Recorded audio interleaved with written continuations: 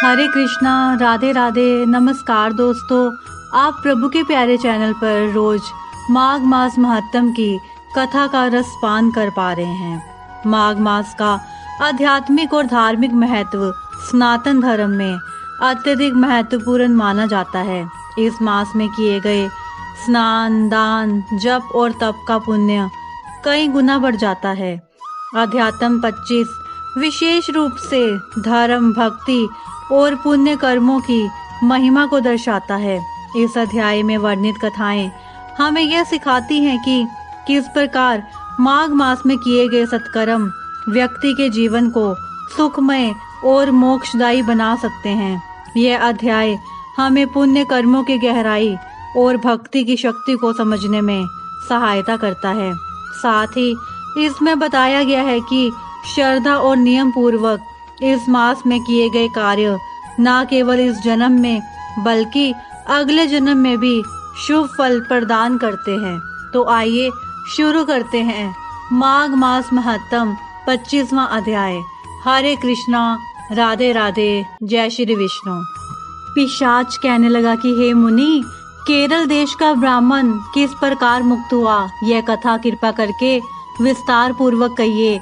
देवदूती कहने लगा, केरल देश में वासु नाम वाला एक वेद पारंगत ब्राह्मण था।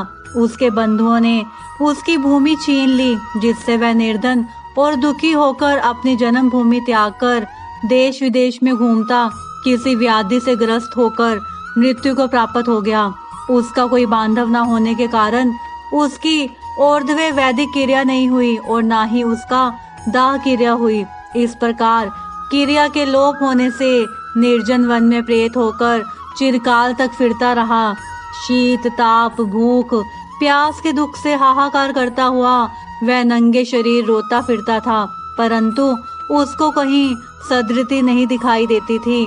सर्वथा दान न देने से वह अपने कर्म फल को भोगता था। जो लोग अग्नि में आहुति नहीं देते, भगवान का पूजन नहीं करते, वे आत्म विद्या का अभ्यास नहीं करते, अच्छे तीर्थों से विमुख रहते हैं। जो लोग दुखी लोगों को स्वर्ण, वस्त्र, तांबुल, रतन फल तथा जल नहीं देते तथा छल कपट से जीविका प्राप्त करने वाले, दूसरों तथा स्त्रियों का धन हरने वाले, पाखंडी, कुटिल, चोर, बाल वृद्ध तथा आतुर और स्त्रियों पर निर्दयता करने वाले, आग लगाने वाले, विष देने वाले, झूठी गवाही देने वाले, कुमार्ग पर चढ़ने वाले, माता पिता, भाई बहन, संतान तथा अपनी स्त्री का त्याग करने वाले, जो सब तीर्थों में दान लेते हैं, पालन करने वाले, स्वामी को त्यागने वाले, गोर तथा भूमि के चोर, वेदों की निंदा करने वाले, वृथा द्रोह करने वाले, प्राणियों की हिंसा करने वाले, देवता गुरु की निंदा करने वाले,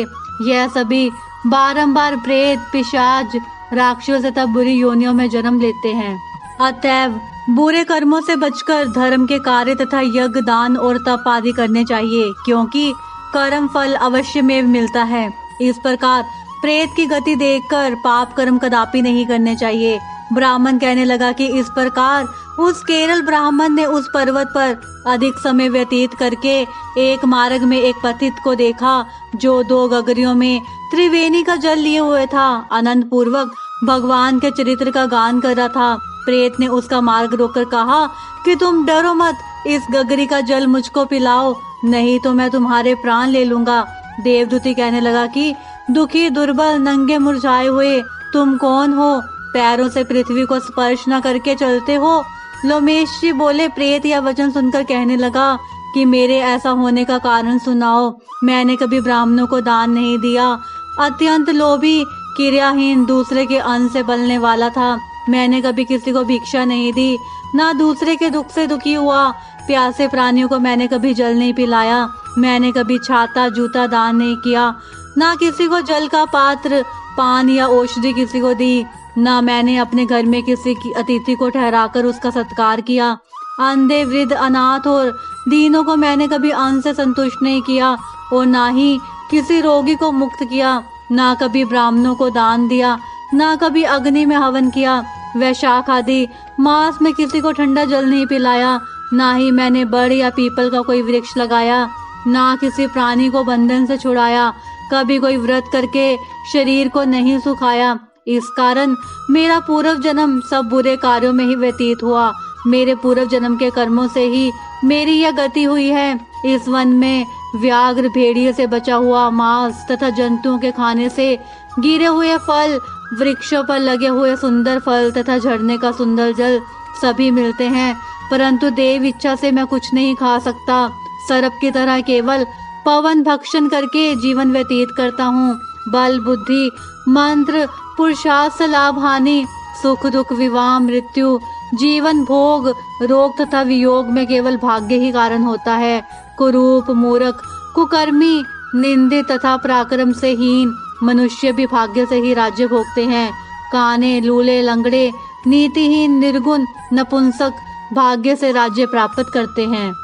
पर्वत पर भी बलवान राक्षस पिशाच रहते हैं, जिनमें से कभी कभी कोई कोई कहीं कहीं वन में फिरते हुए अपने कर्म के अनुसार अन्न जल प्राप्त करते हैं, परंतु आपको उनका भय नहीं होना चाहिए, क्योंकि धर्मात्मा पुरुषों की उनकी पवित्रता ही रक्षा करती है। ग्रह, नक्षत्र, देवता सर्वथा धर्मात्माओं की रक्षा करते हैं। यह पिशाच आप जैसे भक्त की तरफ आंख उठाकर भी नहीं देख सकते। जो नारायण भगवान की भक्ति से पवित्र रहता है, उसको प्रेत, पिशाच, पूतना कोई बाधा नहीं दे सकते। भूत, बेताल, पिशाच, गंधर्व, काकिन, शाकिनी, ग्रह, रेवती, यज्ञ मात्र ग्रह, भयंकर ग्रह, कृत्या, सर्प, कुष्मांड तथा दूसरे दुष्ट जंतु पवित्र वैष्णव की तरफ देख भी नहीं सकते। जिसकी जीवा पर गोविंद का नाम, हृदय में वेद तथा श्रुति विद्यमान है, जो पवित्र और दानी है, उनको कभी भय नहीं हो सकता। हे ब्राह्मण, इस प्रकार कर्मों का फल भोगता हुआ मैं यहाँ रहता हूँ, ऐसा सोचकर मैं शोक नहीं करता। एक बार मैं ज्वालिनी नदी के किनारे पर गया था। वहाँ पर घूमते हुए मैंने सारस के वचनों को सुना था। हरे कृष्ण योत्रागण, यह था 25वें अध्याय का महत्व। इस अध्याय का सारांश यह है कि हमें अपनी क्षमता अनुसार दान पुण्य करना चाहिए। यदि किसी की क्षमता हो तो वह धन से दान कर सकता है। यदि किसी की क्षमता ना हो तो वह छोटी सी चीज जैसे कि छाता या फिर टॉर्च का दान कर सकता है। परंतु इसका अर्थ यही है कि हमें अपनी जिंदगी में अपने कर्मों के साथ साथ कुछ ना कुछ सामर्थ्य अनुसार दान जरूर करना चाहिए। हरे कृष्णा, राधे राधे, जय श्री विष्णु।